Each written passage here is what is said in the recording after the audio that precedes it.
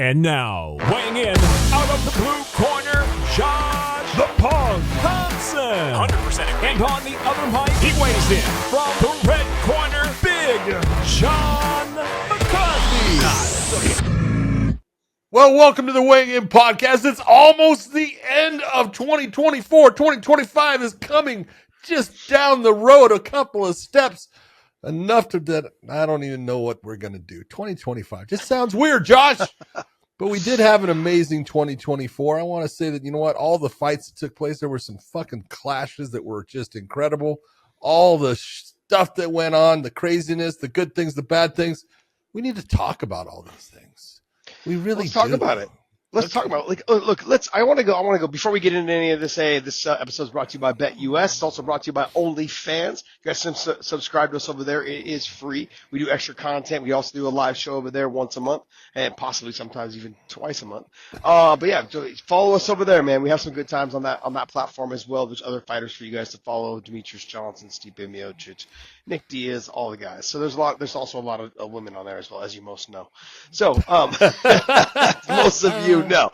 Also, use the hydration company LMNT. LMNT is a great hydration company that John and I use. But hey, John, before we even get into any of the fighter stuff and any of that stuff, did you see that ESPN MMA posted a video from our show with Islam, of course, with Keto George involved? Brother, who is this guy? Who is this guy? Brother, who's this guy not talking? Who is this guy?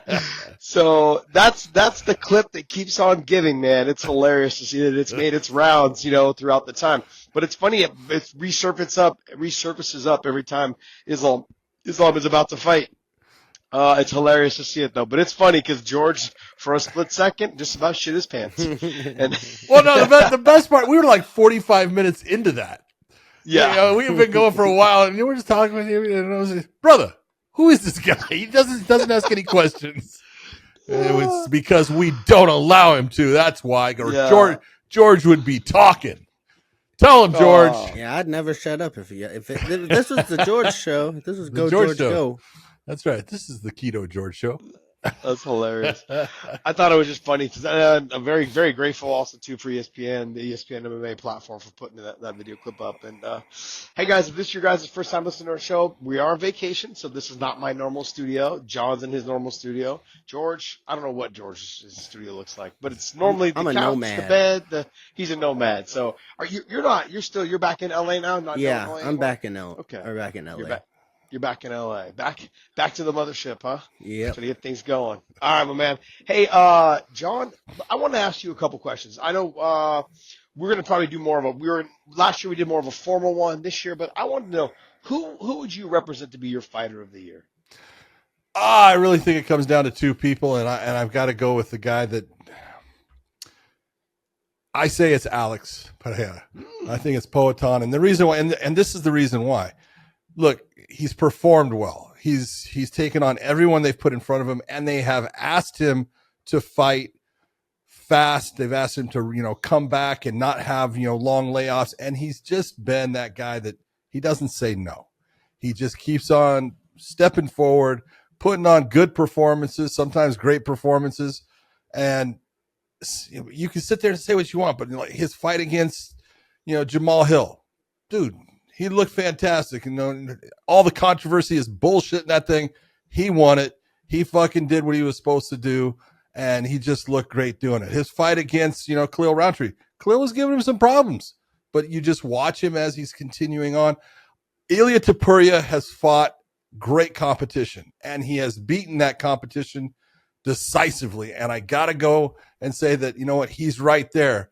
But it's the fact that Poatan fought more and that he was always available, and he basically helped the UFC in maintaining, quality shows and quality fights when they were in trouble at times. He was the guy that stepped up. I say it is Poatan. Got it. I would probably normally go that way as well. I like that he took fights on short notice. He was able to kind of carry the promotion. Yep. He stepped up when they wanted to. That says a lot about him, his character. At the bottom line, though, too, is, he was an 85-pounder, now fighting at 205, becoming the champ at 205. he's two-division champion. Talks of him going to possibly even heavyweight.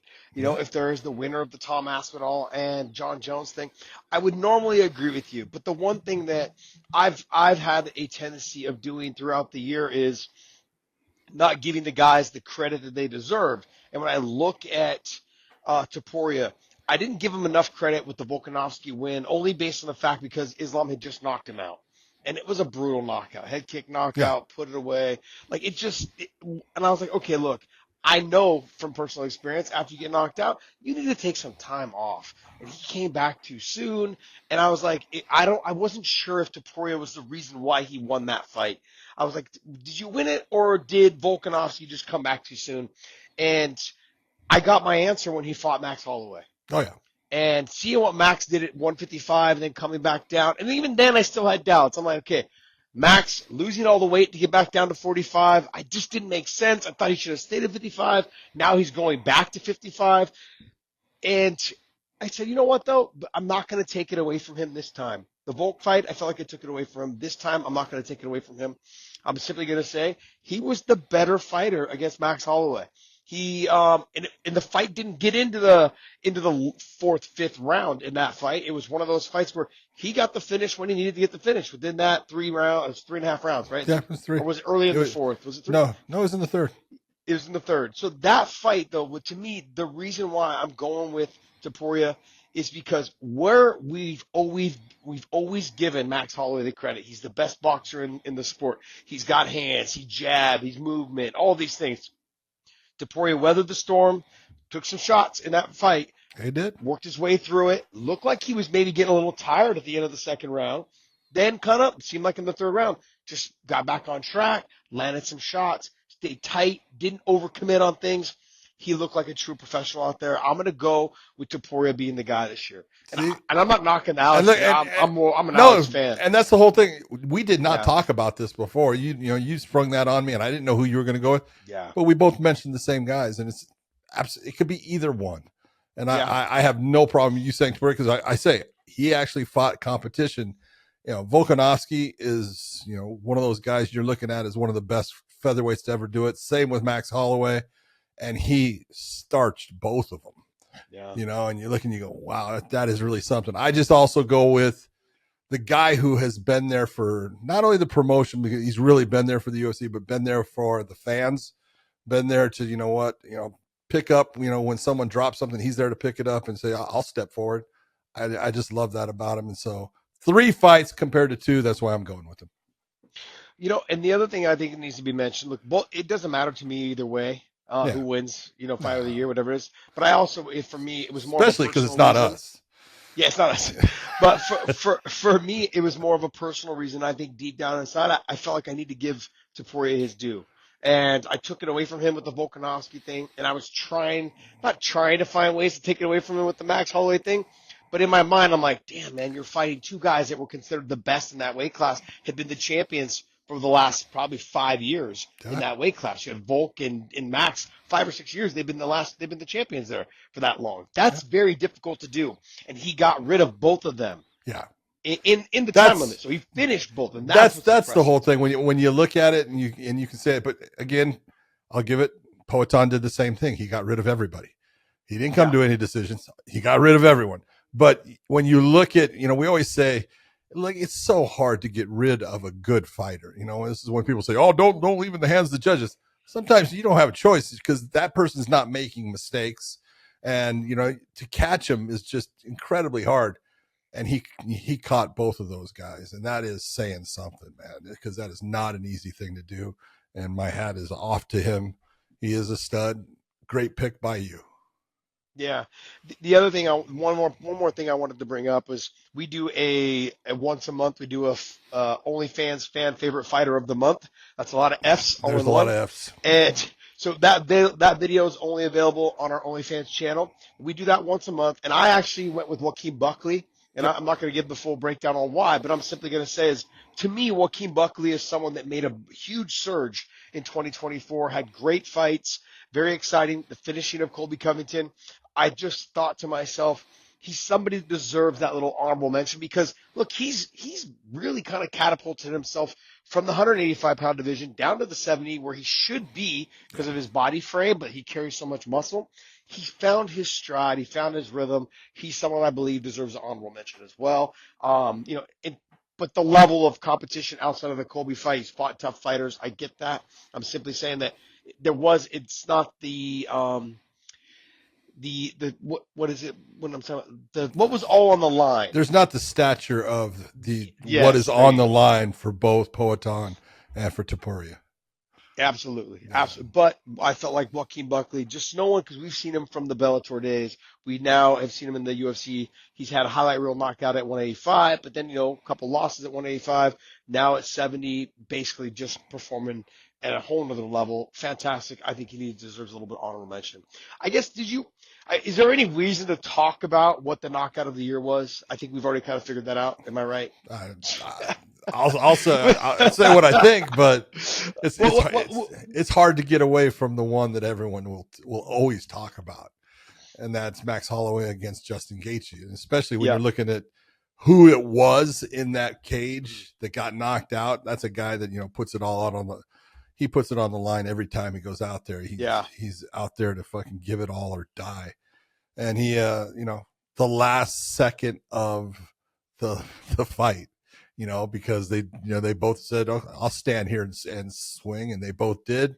And Max has got there first, right at the last second of as the fight was going to end, and it put Justin out. But I don't think you're going to find a more dramatic. You'll find knockouts that were incredible as far as they happen real fast and things like that. But I always look and say when they happen fast, that can happen just based upon. You going out there and you're a little bit, you're not warm, you're a little stiff, you're not ready, things can happen.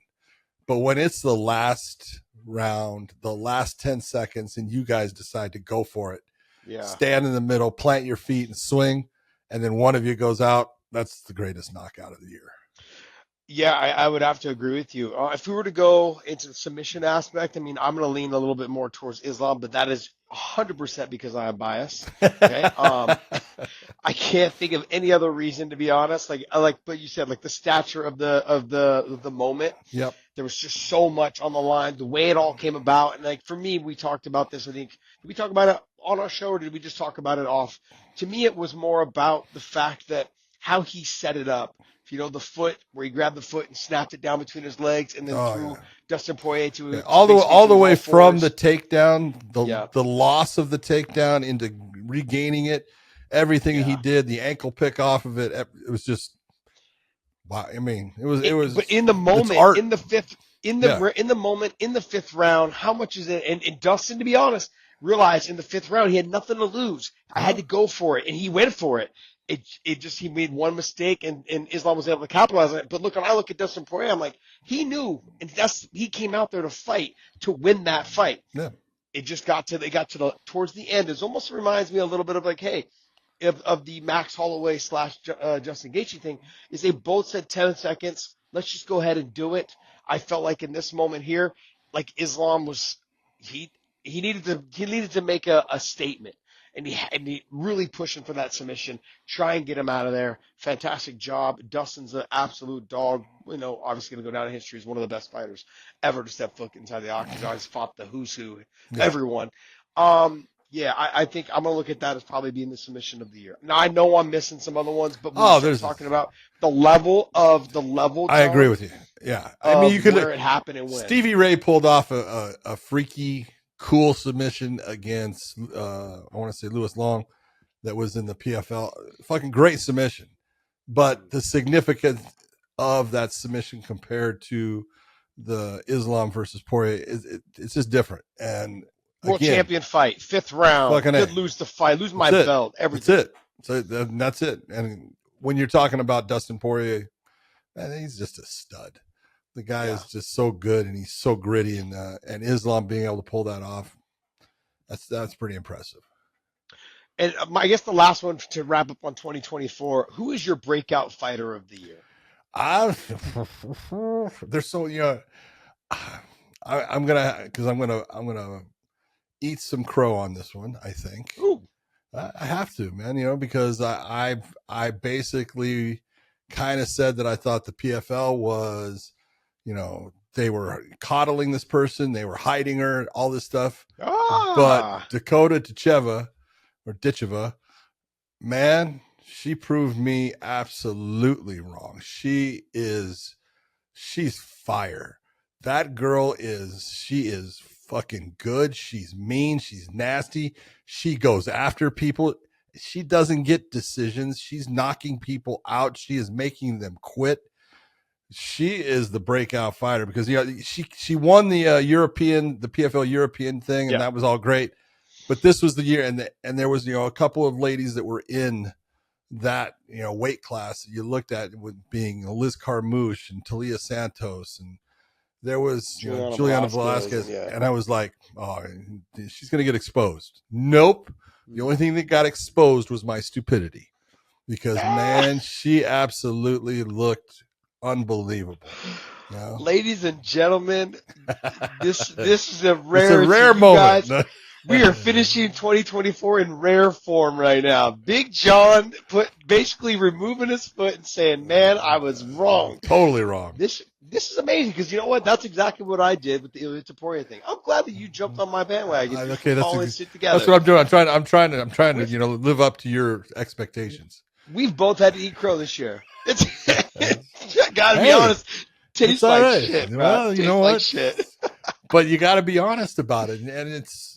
I mean, I look at her performances. I'm like, God damn! When she fought,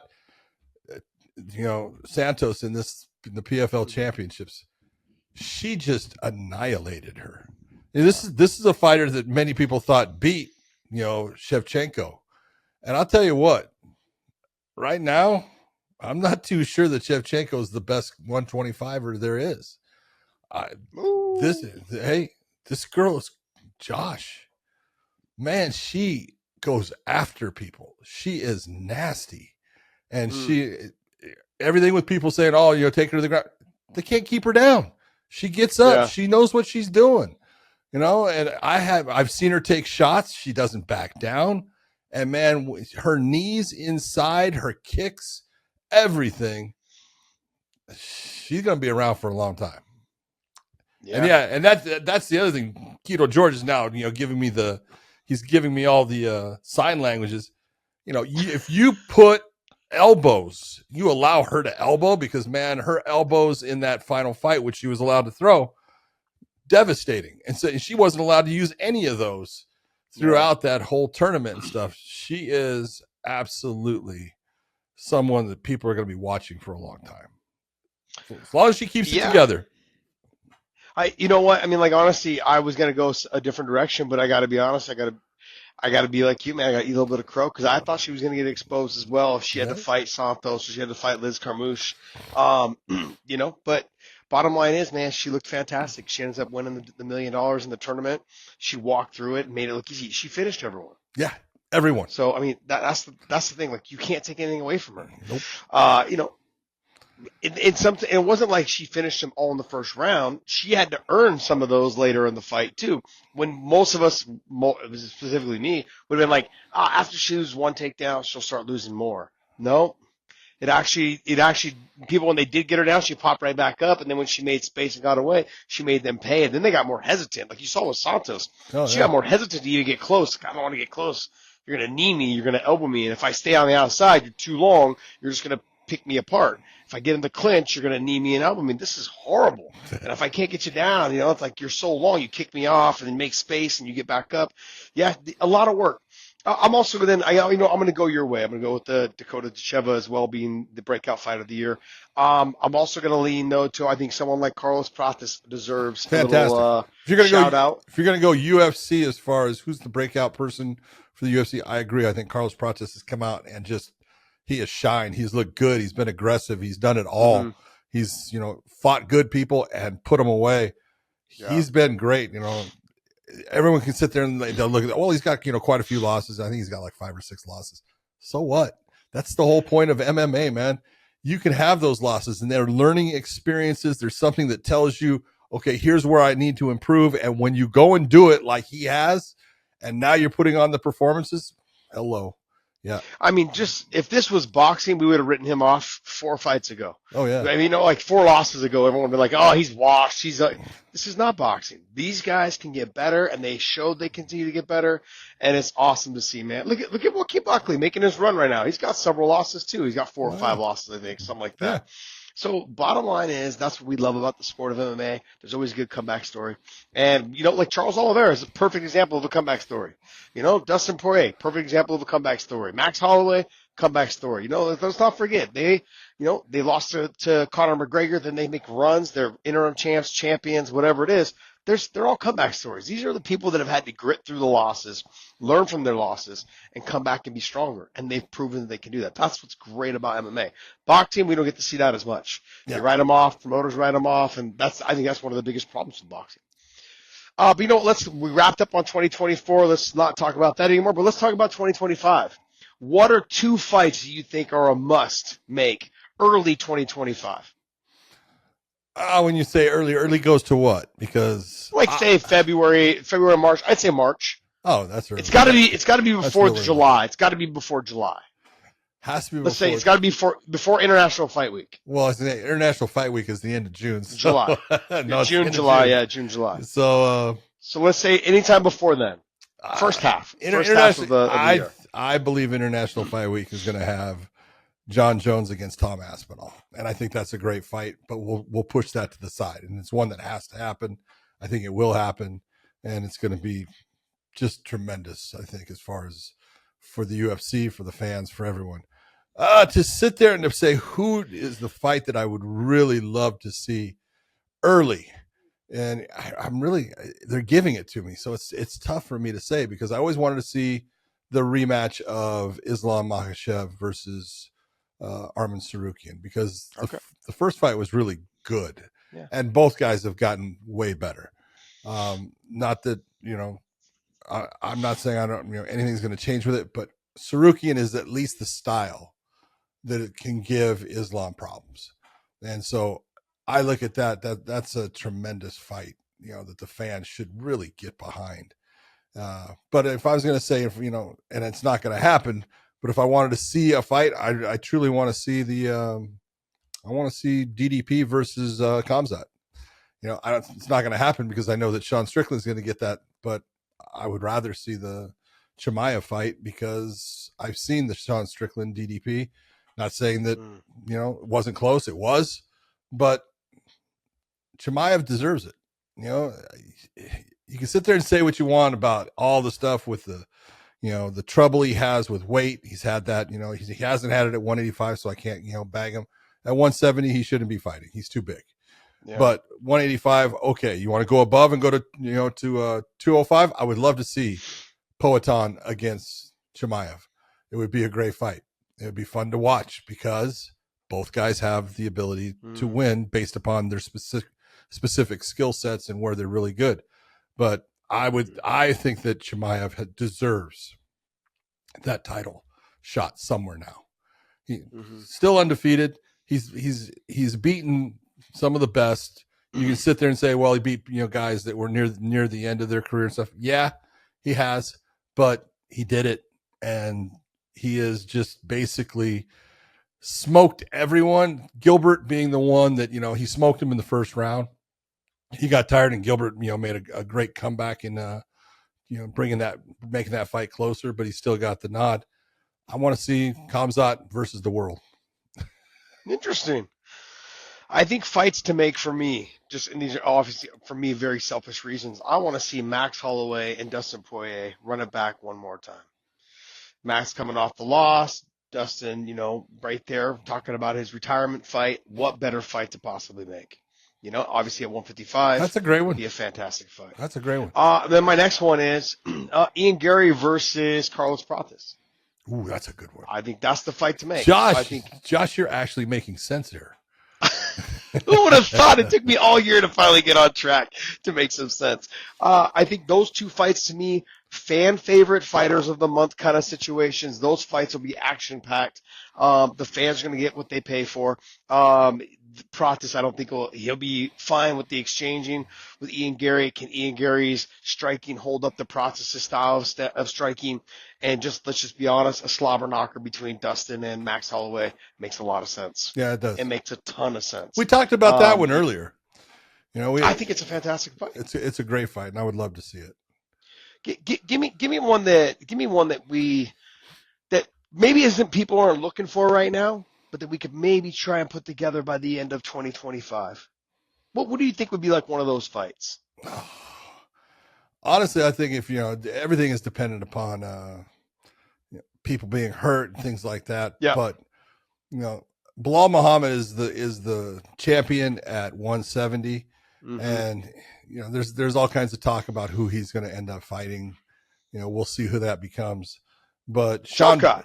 What's that? They already announced Shavkat. Shavkat, that's right. Okay. But I think Leon Edwards against Sean Brady would be just a fucking killer fight. I think the way that Sean Brady, his stand-up is clean, it's technical, it's tight, but he's not near as long, and I don't think he's as fast as Leon, but he's got the absolute ability to dominate on the ground. I know getting Leon down there is not easy. So there's all these questions that are in that fight that could really be, exciting to watch. But it's got to be a 5-round fight. Can't be a 3-round fight. But I think Sean Brady against Leon Edwards is something I would love to see sometime during the year. This is one that and I know I'm just speaking out, but it's a fight that I want to see basically across both promotions. And it is because I'm biased as hell as well. But I want to see Patricio Pitbull at the end of his career fight Jose Aldo. Oh, yeah. I want to see that fight happen. I feel like fans deserve to see that fight happen. That one's dependent on if the BFL releases Patricio, and I don't think I understand that, but I'm simply saying, look, right now, what are you really holding on to him for if you're not going to keep him active? Let him go off and venture off. And if I'm the UFC, the one fight that I would really like to have them do in Brazil, King of Rio, King of Brazil. Let's just call it what it is, man. I mean, you think about it, that fight right there, I think would pack the house for them.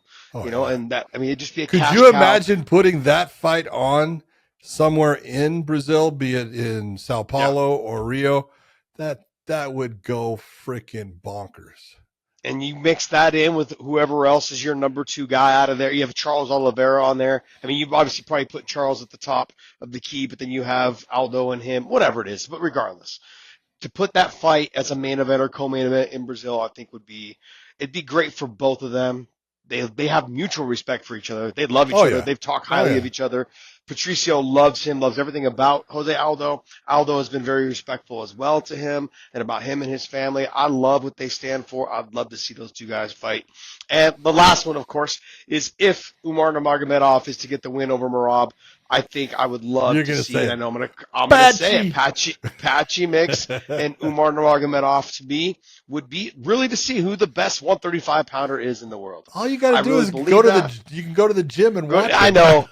But we're just talking about training though, John. Yeah, it's different when the bright lights turn on, the crowd's in the arena, and where would you do that? Would you do that fight in Dubai? Would you do it in Saudi Arabia? Would you do it here in Vegas? There's a lot. Patchy being from Vegas, but Habib and Umar and Nurmagomedov have a pretty big following on the West Coast, being that they train on the West Coast when they're not back at home, training out there. So there's a lot that you could sell for that. I would love to see Patchy.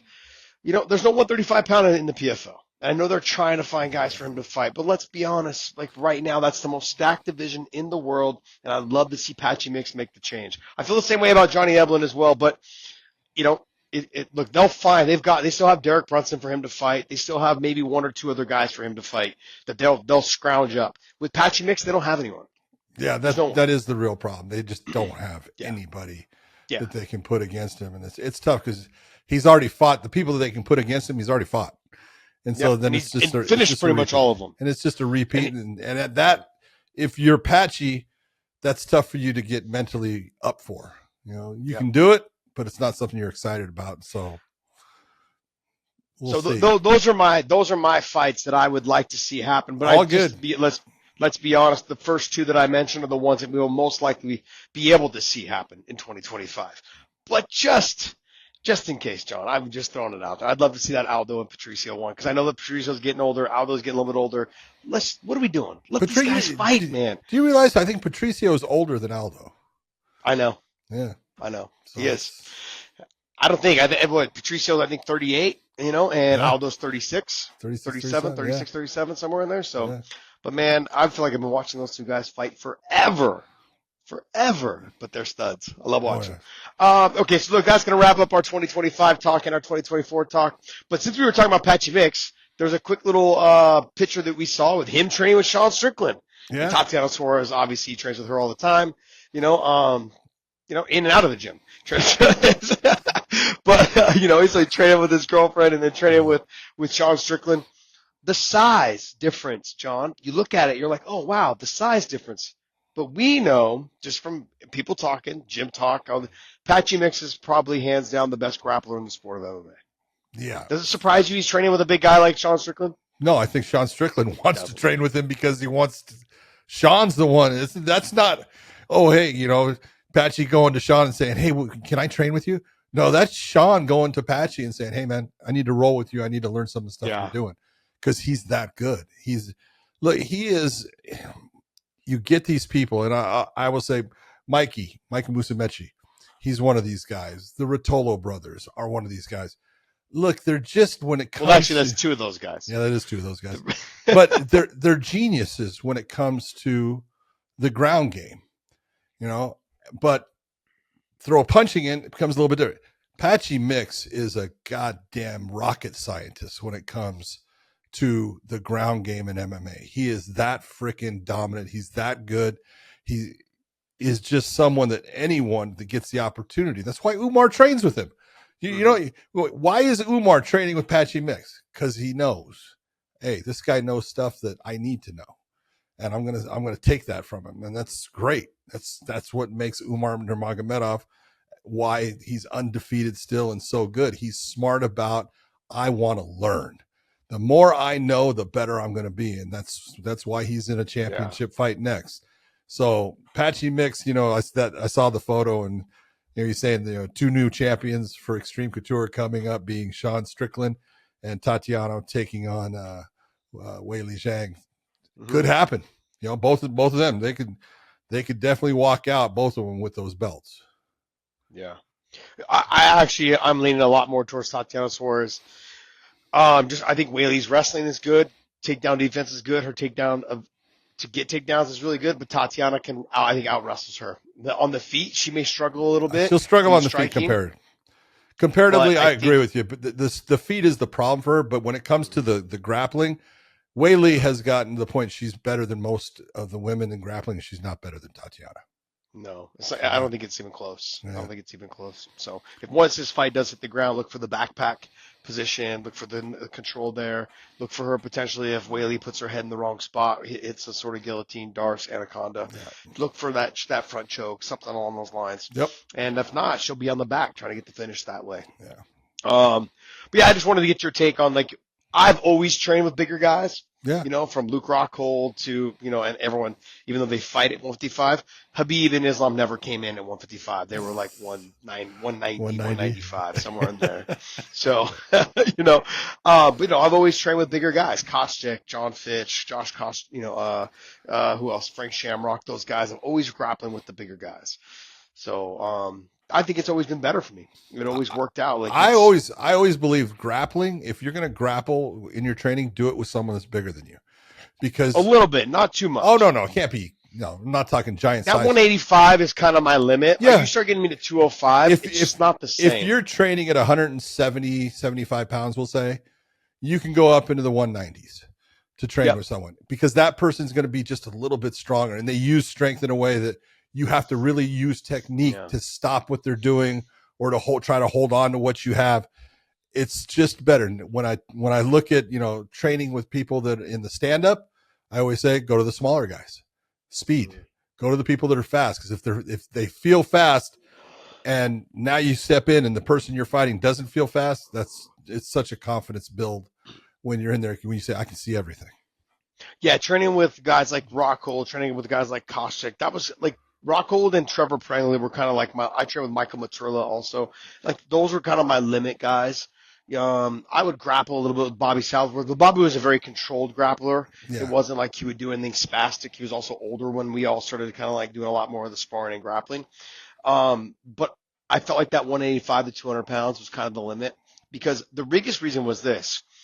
It was when they fell into something, like if they rolled over the wrong way and you were like hook sweeping them or you're trying to get them over. If they fell onto your ankle the wrong way, it would break. Yeah. Like that's kind of where I got concerned. Like sometimes your leg would get stuck underneath them in a position you couldn't get it out. And there's nothing you could do. And that always bothered me because when I trained, I would roll a little bit with like Mike Kyle, Paul Bonatello and those guys.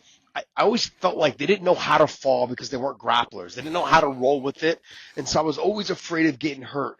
And guys like Trevor, like I'll give you an example, Phil Baroni. He could wrestle. He was a really good wrestler.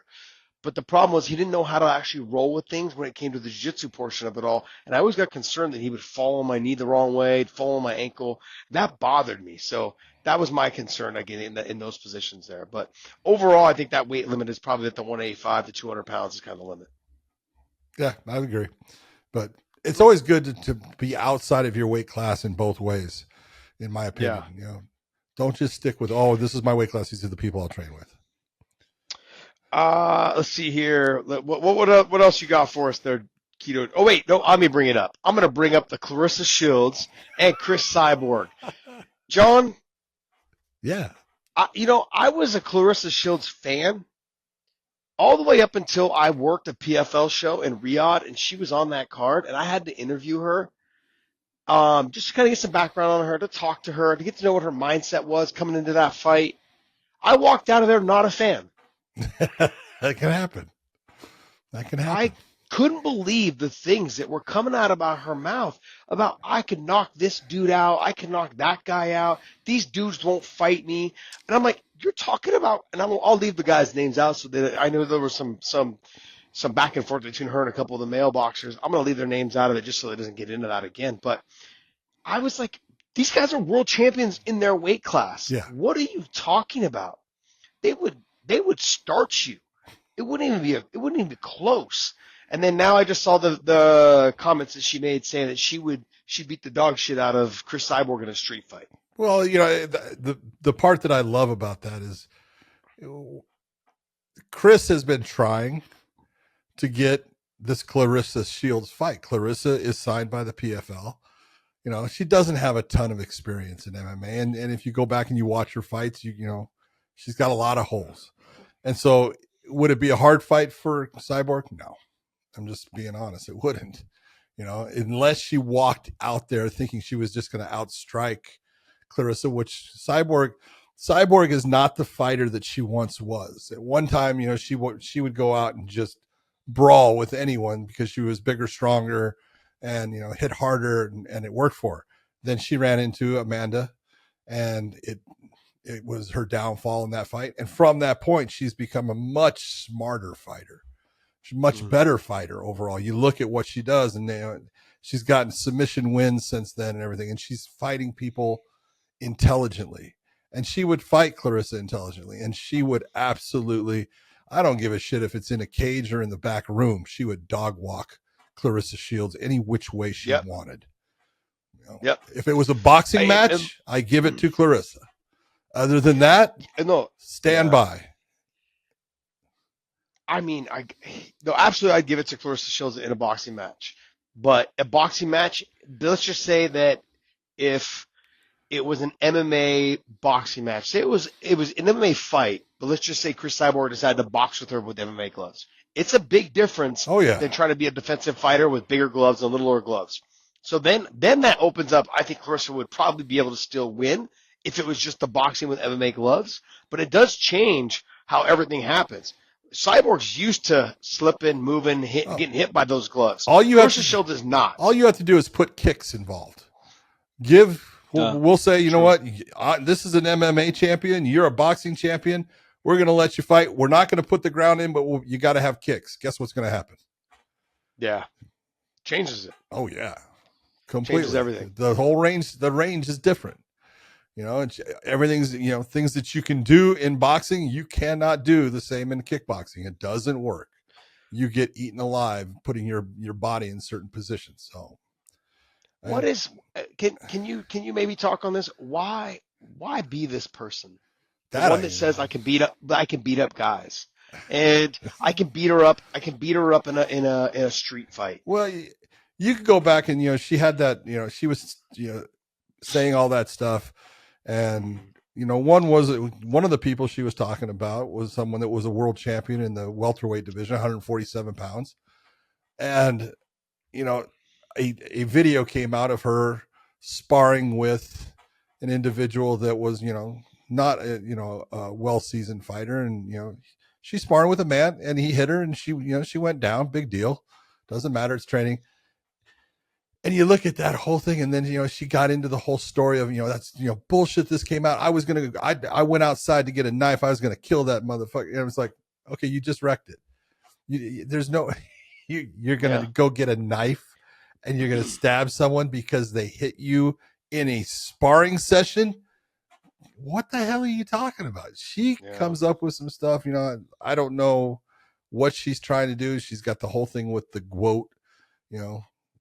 That's anytime something is self-proclaimed, it doesn't mean a whole lot. It was very hard when I did the interview with her. She used that word "quote." I mean, almost every other word out of her mouth, and I was like, "Look, you could be considered the greatest female boxer. That's fine. Go ahead if you want to say that about yourself." But then when you get into this, I can beat guys. And when you want to get into this, I can beat Chris Cyborg in a street fight. She can beat guys, but she can't beat. She can beat low level. I'm sure guys that are not just starting out in boxing or things like. She could she could do well. She's a big woman, but she can't beat the guys she's talking about. Even if those guys are smaller. She's not small, by the way. Oh no, she's a big woman. No, she's thick. Yeah. She is. I mean, that's not a knock on her. That's just that's how she's built.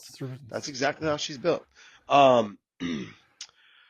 else? Would you want to see her against Cyborg in the PFL?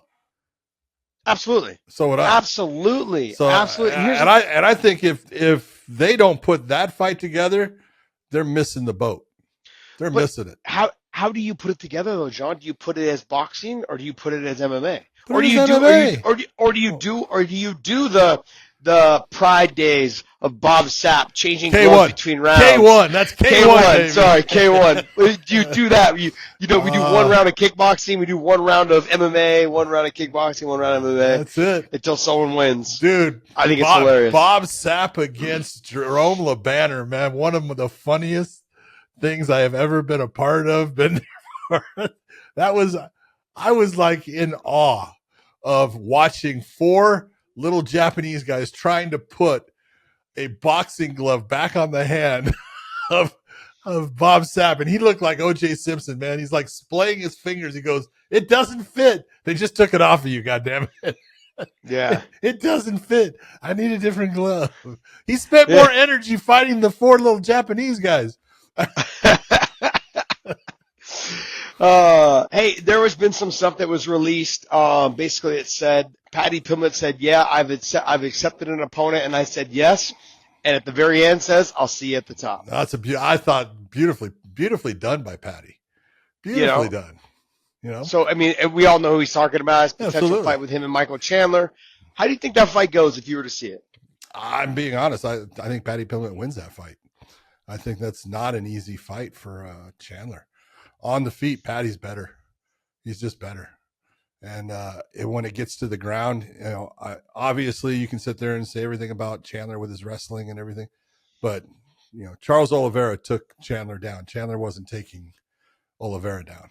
And he's going to have a hard time taking Pimblett down. They're just at a different point in their careers. And, this is father time's a mother, man. And I in no way am I disrespecting or putting Michael Chandler down. Michael Chandler is a fucking dog. He's a tough son of a bitch. He will fight, until the very end. I take nothing from him. It's just that he's getting older. And what made him who he was, he works his ass off. Nothing against him as far as his training. It's just that as you get older, the speed just changes a little bit, and that little bit makes huge differences in the cage against a younger fighter, which Pimblett is. Yeah, exactly. Chase Hooper had some words when he saw that fight was potentially going to be announced. Chase Hooper said, honestly, after seeing how atrocious Chandler's grappling was last time out, I'm taking Paddy Pimblett to win this fight. Oh, okay. All of a sudden, Chase Hooper's putting on his big boy pants, man. Yeah. He had him. I think he's got a baby now. He's he's married. He's got a baby. Good for him. Out there sowing his oats. Good doing for his him, thing. man. Good for him. Yeah, man. Good for him. Yeah. He's grew a pair of balls. Yeah, love it. Got some hair on them things. Well, I think what it was, yeah, right. the little pubes coming out now. Fuzzies. Look, bottom line is I think people see that Chandler just doesn't fight smart. That's one. Two is, like you said, father time. It is catching up with him. He can't do the things he used to do. He's at that age when we started to see the decline of Tony Ferguson, saw a decline of myself in these type situations. Sure. 37, 38 is that breaking point for the guys that are at 155 pounds and below. Yeah. It might even be 170. It depends on who you are and your style, which you fight. And I think that Chandler, his style just doesn't won't allow him to fight much longer. And I think we're going to see a decline with him as fast as we saw the decline with Tony Ferguson. Yeah, I agree. It's the style which they fight, John. That's the only way. Exactly it. And it's also the amount of damage they're taking in these fights. You take a look at the Oliveira fight. People are going, he didn't really get that damage. Oh, yes, he did. Yeah. His legs got eaten up, and if you've never had that where you've been kicked a bunch and taken damage in the legs and you get, the swelling and the phlebitis that goes and everything that happens and you're trying to get rid of all the, the water that goes with it. These are things that as over time you get older, it happens, it just gets worse. And that there is some serious damage there. Chandler, again, in that fight against Oliveira, like he fought his ass off. Okay. He was trying, and you saw in everything he was doing, he was trying. Yeah. It just wasn't there. I'm going to throw a little story in here. There was a guy named Justin Wilcox that I used to train with called the Silverback. Yeah. He was built very similar to Michael Chandler. Yeah. He fought a guy in Bellator, Russian guy. I think maybe he's from Georgia. Really good calf kicks. Yeah, that was really good kicks. I don't want to say it was either Stepanovich. He was called the sniper. He was good. Yeah. Well, he sniped Justin Wilcox's calf. He had the calf kick. He was one of the first guys I'd ever seen really do the calf kick to the level of which he did it. Yeah. But Justin Wilcox came in 6-7 months later after that fight, and he still could not be kicked in the calf. Yeah. Basically, part of that calf muscle in that front part had torn off the bone. And so it was not basically able to really heal properly. It had scar tissue in there. So anytime if I try to like knee slice or go through his guard, any of that, and if I had my knee or my shin hit his calf, that little front portion of his calf, you could just see him go, stop. So that lets you know the amount of damage that is being done every time you're getting kicked with that calf kick. And as it continues to get beat up, you can't do it anymore. And we've seen it in other fighters that I can tell you right now, Gilbert Melendez, he got tore up with calf kicks in one of his fights. Then he turns around and I see, I've heard through the grapevine that like a big portion of like his training now is not to do anything where you kick him because his calf is tore up. And he's not the only guy. I've heard several other guys that have had problems. Roy McDonald, he had blatantly said, I cannot be kicked anymore in the calf after the Douglas Lima fight. Yeah. I just can't be kicked anymore in the calf. He's like, he had started working more on switching his stances, started working more on, making sure that he learned how to tore step. the muscle away from the bone. There you go. Yeah. I mean, it's the amount of damage that is, and it was Akop Stepanian was the name of the guy that did that. You're right. I think I did that fight, or I know I was there. It was, that was a tough one. Wilcox, he ended up getting the win, I thought. I think he won that fight. Did he? It went the distance. It was a split decision, I think. Yeah. But I think he won that fight. I think he ended up on the ground finally, and that was always Stepanian's his downfall. Yep. If he got him to the ground, he was in trouble. I think that Justin finished him on the ground, but it was I remember he was dying. It was similar to the the whole Robbie Lawler versus Melvin Manhoef, leg kick that, Robbie was just getting killed. And then one punch changed the entire outlook. But, done deal. Oh, done deal. George, do you have any fan questions for us? You got anything? Well, let me look and bring it up. You got to turn that microphone on, buddy. It is on, buddy. Speak into the mic. Speak into the mic. I am.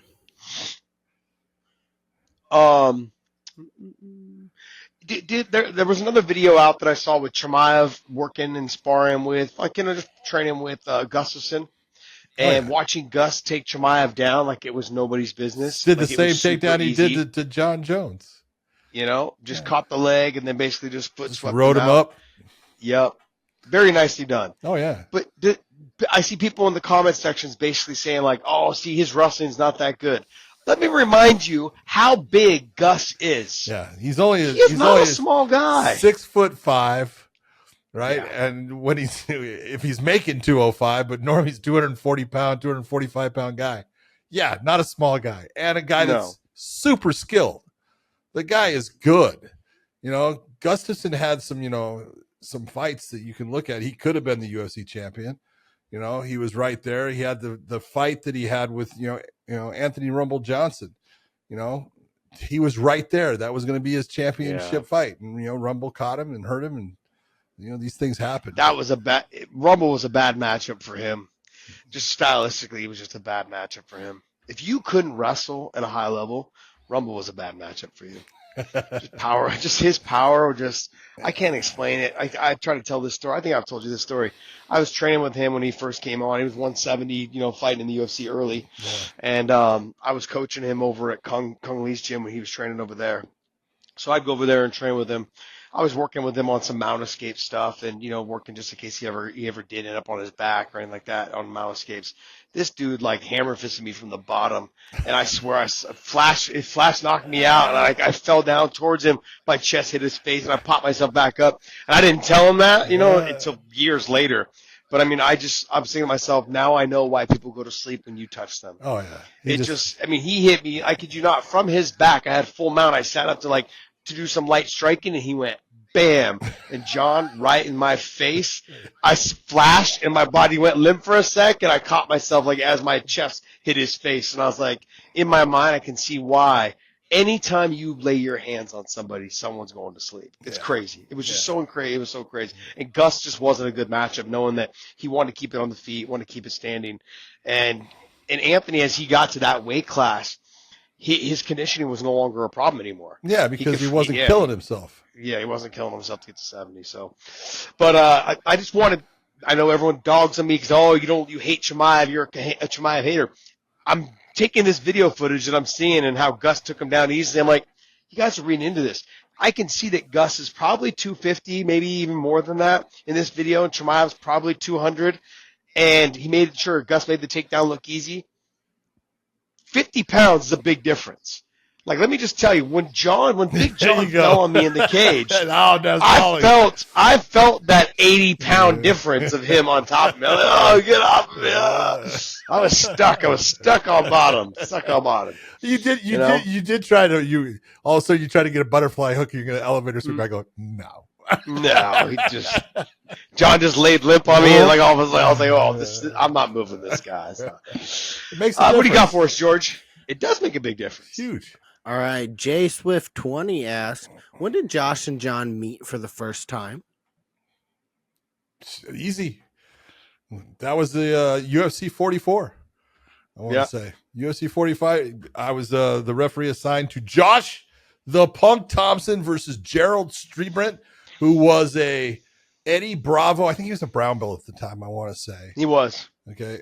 Eddie Bravo, brown belt, but he came out with the whole Muay Thai in Hong Kong, did the whole thing. I was like, what are you doing? I'd seen him. What was it? Bangkok. What was it? Was it, what did they call him? Bangkok something? Yeah, I can't think of what it was. But I can't think of it what it was, but he's had an interesting life. You remember the whole thing that happened with him and the, they tried to hire him to be a hitman. You know And then about that? he got thrown in jail, Yes, right? he I think did, he's still yeah. in jail, or he's getting out, or he just got out. I don't His think dad hit me up and said that he's still. Hey man, he because I had reached out to him during that whole thing and was saying, hey, hope you're all right, hope things work out, and he's like, man, he basically said like, you've always been very supportive of my son, I appreciate you, that kind of thing. So, Yeah. but yeah, I think he's out now. I think he's out. Really? I hope so. Yeah. That It was UFC. that was the first time. UFC 44. Yeah. Then I did, a lot of your fights in Strike Force. And, Mm-hmm. that was John was, I didn't like John at first because he was very stern inside the cage. I think it was the first time I ever been grabbed by my arm and like thrown to the other side of the cage in the middle of a fight. I'm like, bro, I'm the fucking fighter here, not you. What are you doing? Like, he was like manhandling me around there. Like, I literally felt like my dad was like taking me to my room to spank me. He was like, come here, son. Like, get over there. I was like, what is going on? Yeah. It was just moments where I'm just like, why are you touching me? But I got it. And now that we've worked together, now that we've had plenty of conversations about why we do things inside the cage, Yep. like, yeah, I've got to make sure you're over there. Got to make sure the fighter is over here. And it makes sense. It does, but It makes at the sense. time, it's like when you don't know, it's like, what the fuck? Yeah. Like, bro, I'm the show, not you. What are you doing? That's what go through as a fighter's mind. Yeah. But you know what? You're right. You are the show. I'm not. Yeah. That is the way it is. What else you got for us, George? All right. iAddiction 763. Question: if Islam beats Armin, would you consider him higher than Khabib in the lightweight GOAT list? I'll let you go first.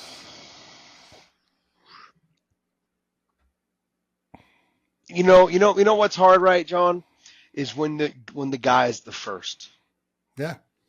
When the person is the first person to do it from that area, Habib opened up the doors for so many people from Dagestan, from Muslim religion. Like, he's really just opened the floodgates. Hey, I can do it. I can live my lifestyle this way, and I can lead by example. And I know that Islam and him have been friends, I think, since they were like kindergartners. Like, it just, to me, in that mindset of, I don't know if anyone would be able to replace Habib.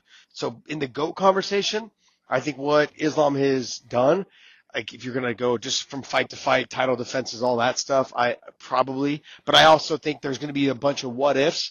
The what ifs of, if he would have kept fighting, because if his dad would still be alive, he would have kept fighting, and he would have been 30-0. He would have been probably 31-0. He would have been 32-0. Like, he had that style to have a long career.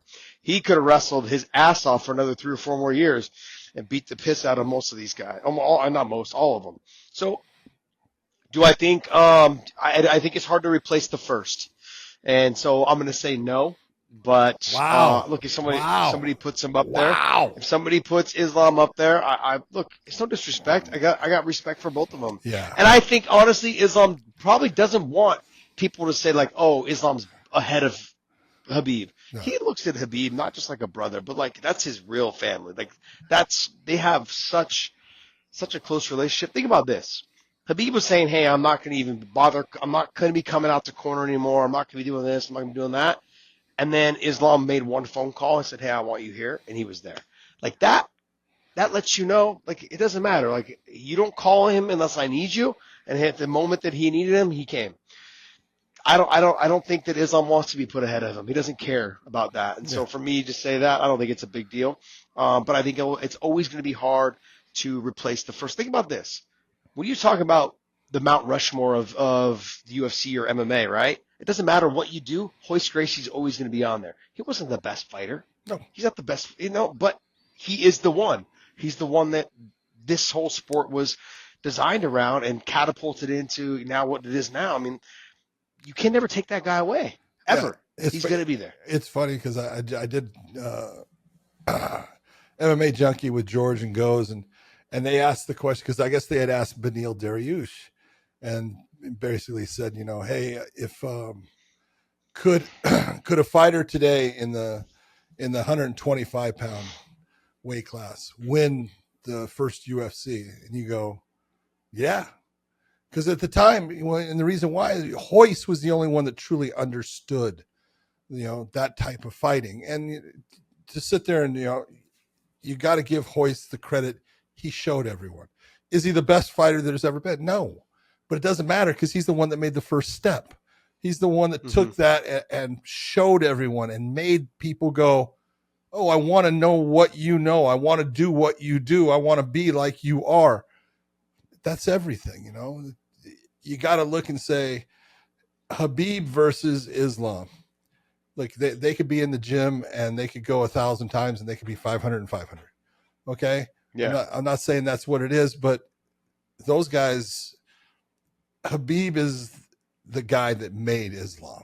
I'm just going to say it that way because Islam would not be who Islam Makhachev is today if he hadn't become friends and ended up being, you know, brothers with a guy named Habib Nurmagomedov.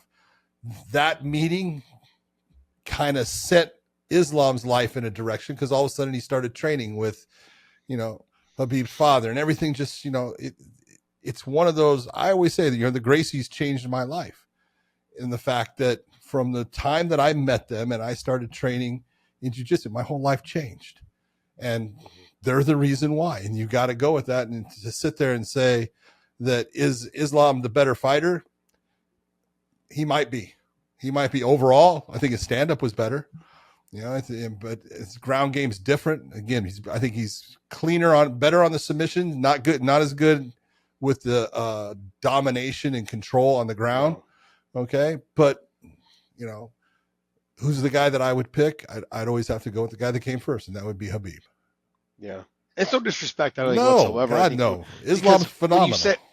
When you said like there'd be no Islam without Habib, but I also believe that there'd be no top world class Habib without an Islam. Couldn't they absolutely?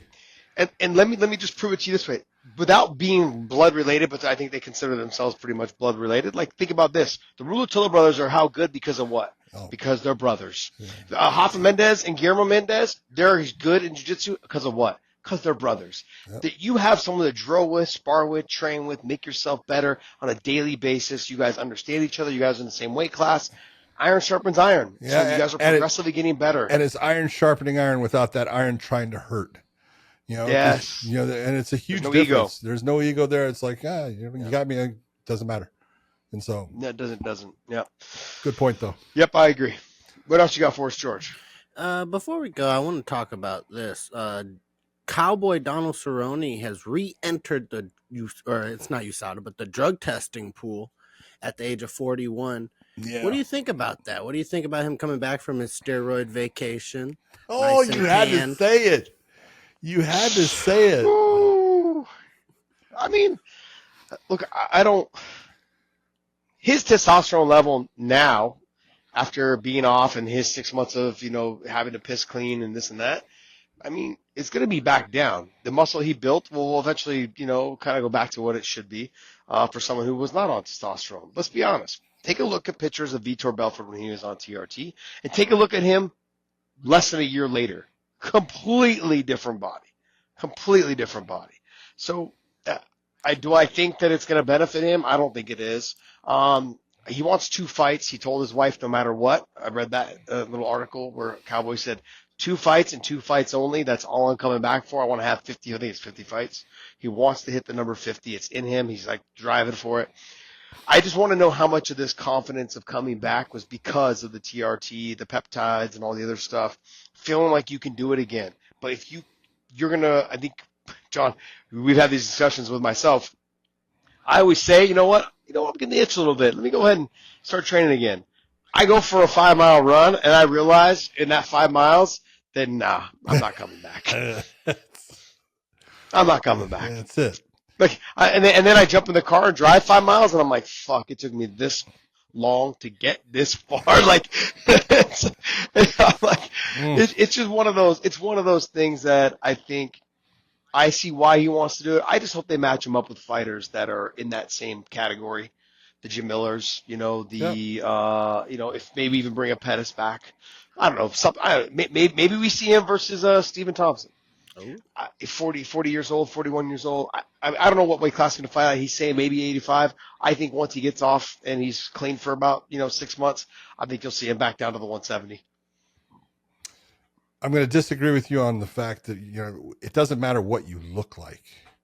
It matters what it helps you in performance. looks don't mean a goddamn thing. It's how does that muscle fiber react? Paul Bonatello is walking proof of that. Looks don't mean shit. Yeah. But and so it's one of those, is it right? Is it fair? Have you heard of the enhanced games? No. You haven't heard of the enhanced games. There is a group. What is it? There's a group out there that is trying to put together basically an Olympics, but you can take whatever you want. We don't care. Everything you want to get the fuck out of here. What we want is we want the best performance out of an athlete possible. We want to show exactly how far you can be pushed being enhanced and what you can do. So we're looking to say, the Olympic champion ran, in 100 meter, ran a 9.98. Well, our guy just ran an 8 point something. So that's what it's about. Look, there's a big push behind this thing, and there's a reason for it, because people always want to push the envelope, and I understand it. But I got to take a look and say, when you have a company in the UFC, and this is one of those, it's that tough position. You got Dana, who loves Cowboy, and I understand why. I don't blame him in any fashion. How do you not love Cowboy? I know you do. I know you do. I'm absolutely. saying and look, I'd love to see Cowboy come back and get the right fights, but is it actually fair? No different than it would have been with Conor. Conor obviously beefed up for his movie role and everything. Okay. And is that what we're calling it? Beefed up? Beefed up. And sauced up, more like it. Cowboy, you came out saying he beefed up. Is it going to make the difference when he's completely off? I can't say that it is, but there's always going to now be that hint, that asterisk, that he had taken TRT, and that's the only part that I look at and you go, there's always going to be that mark. Now people are going to sit there and say it. When Cowboy had this career that was, as fun to watch, as exciting, as entertaining, and clean as it could be. I don't think people are going to feel that with that asterisk next to him. And I don't know. Me and John, he's not making a title run. Yeah, that's true. He's coming back for 2 fights, and I honestly believe that this conversation was with Dana White already before him saying he wanted to come back, was to basically say, I'm going to come back for the fights that are fun for me. Here's a couple opponents that I have my eyes on. Yeah. Can you just do this for me? Because he's done a lot for the UFC. He deserves everything that they are willing to give him. Absolutely, he deserves it. I agree. So I totally agree. That's why I say I don't blame Dana. I understand why, but it's a tough one because you're this company that's trying to say, hey, look, we test, we want a clean sport, we want this. Well, you're bringing back a guy that fucking openly was taking stuff. Mm-hmm. It makes it rough. It does. But like I said, I can totally understand why they're giving Cowboy that opportunity. John, you just gave me an idea. Okay, let's hear it. For a new business. Boom. I'm gonna start my first fight promotion, and this can be all steroids are legal. Enhanced fighting. Go. Enhanced fighting championship. That's what we're gonna call it. Enhanced fighting. Boom. EFC. That's exactly what we're gonna call it. EFC. Enhanced Fighting Championships. I like it. This is brilliant. I mean, let's be honest, right? And then we're going to put next to it, AKA Pride. And look how great that organization was. But I mean, let's be honest. All your fighters will have the look. They'll be extremely marketable. They'll fight their ass off for about 1.5 to 2 minutes, and they'll get tired, and muscles will fill up, and they'll get knocked out, and they'll be finishes. And you're gonna and you'll be finishes.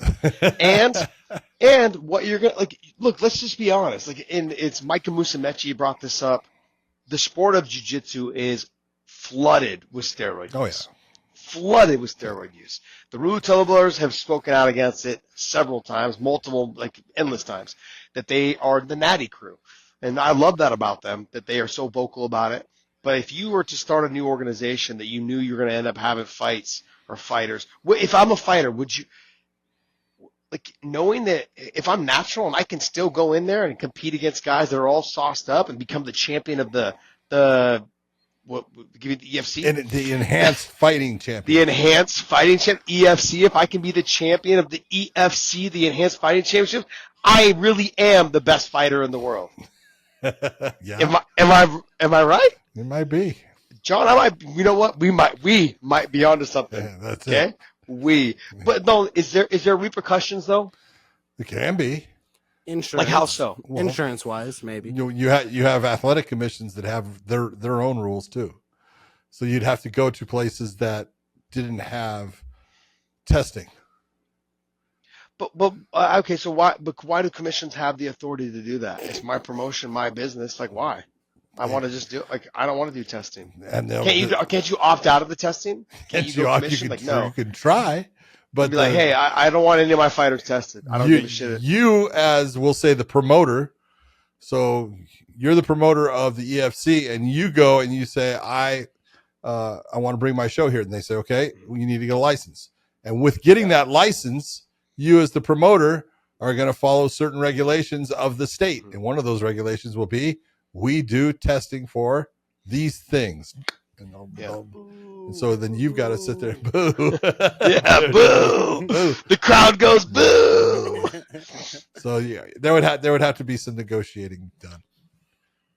That's interesting. I mean, because look, if I have a business and I say, hey, look, I want to allow this to happen. Let's be honest. I fought in Pride. In their contract, it said the only thing they tested for was weed and we do not test for steroids. We basically for weed and cocaine. Those are the two things they did test us for. Was weed and cocaine. That was it. They said we do not test for performance-enhancing drugs, PEDs. Yes. So what they were telling you, best fights. What they were telling you is we do not test for performance-enhancing drugs. If you would like some, contact. Here's the 800 number. Here, you know what? There's something that came to my mind when we were just talking about commissions. The UFC has their outfits. With the Venom outfits, it was the Reebok outfits before. PFL's moved into the kind of that same thing. Yeah, uniform look kind of thing.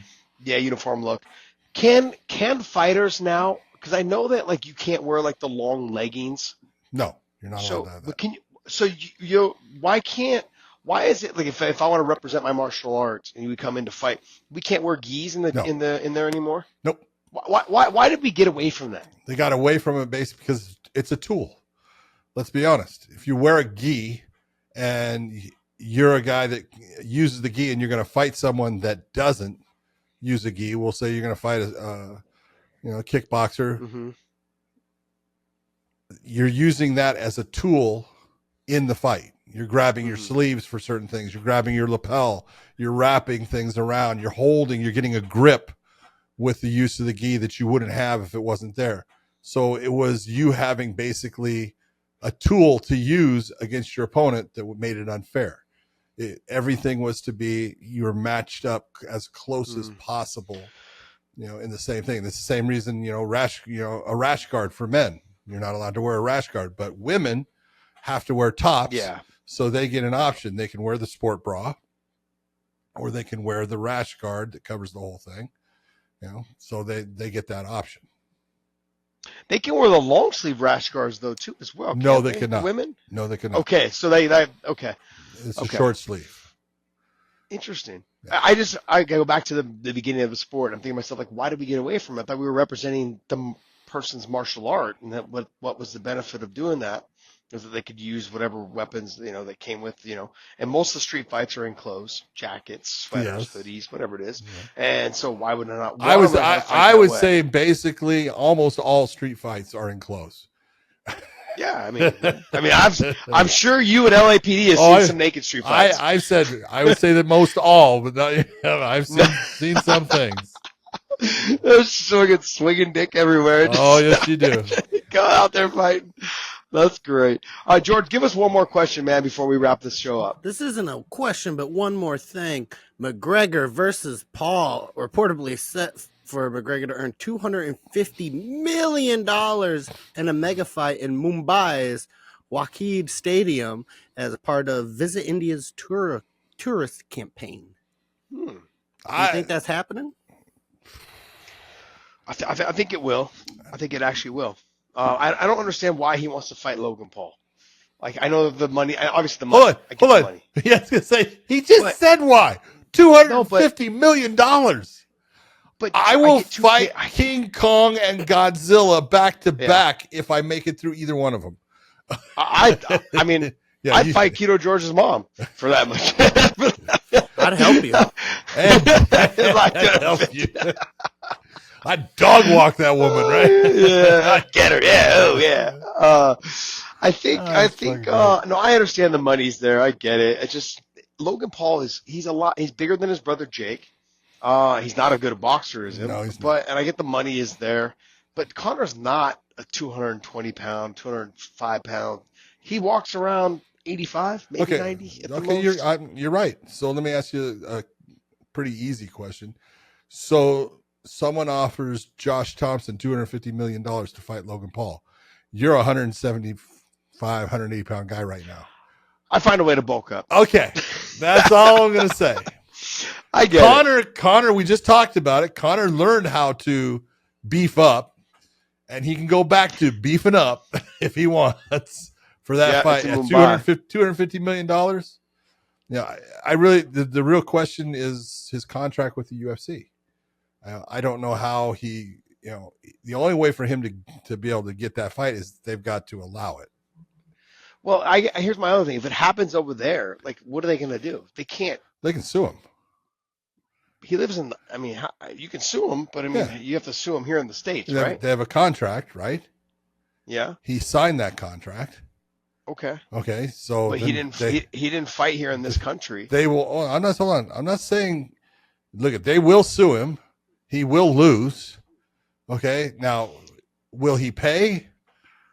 Can they get the money from him? I can't say that, but does he want to go out in that fashion? That doesn't make sense. Yeah. I don't know. $250 million.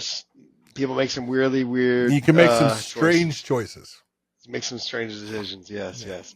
Hey, guys, I want to thank you guys so much for continuing to watch our show, The Wayne In Podcast. If you guys want to support us, support our sponsors is the best thing I can say. And by doing that, subscribe to us over there at OnlyFans. It is free. We are dropping extra content. And like I said, we have the OnlyFans Fan Favorite Fighter of the Month that drops there once a month. We also do a live show over there as well once a month.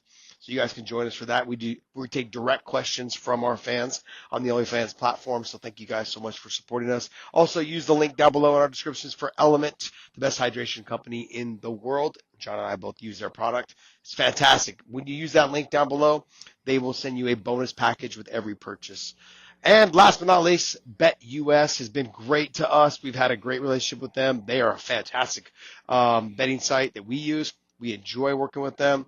Check them out on all the platforms, Instagram, Twitter, and anywhere else you can find them. But they're fantastic. They give us the best betting odds. We continue to use them, man. Our relationship with them is fantastic. And unlike some of the other ones we have worked with before, they actually pay.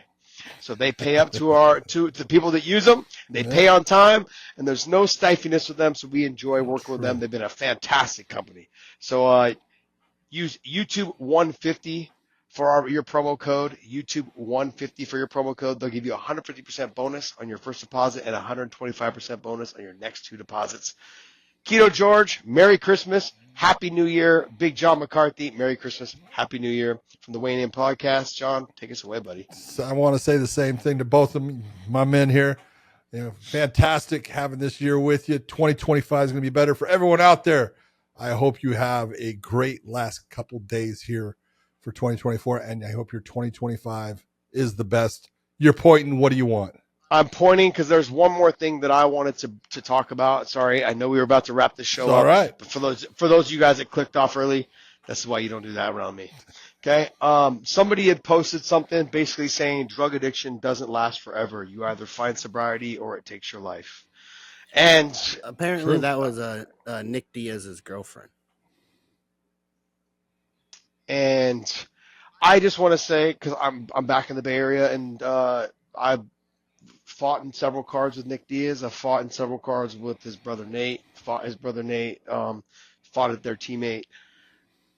I just want to wish everyone a healthy life. I hope you guys can. I don't even know what to say, man. If you Things have like demons, this really bother me. If you have demons in your life, please reach out to somebody.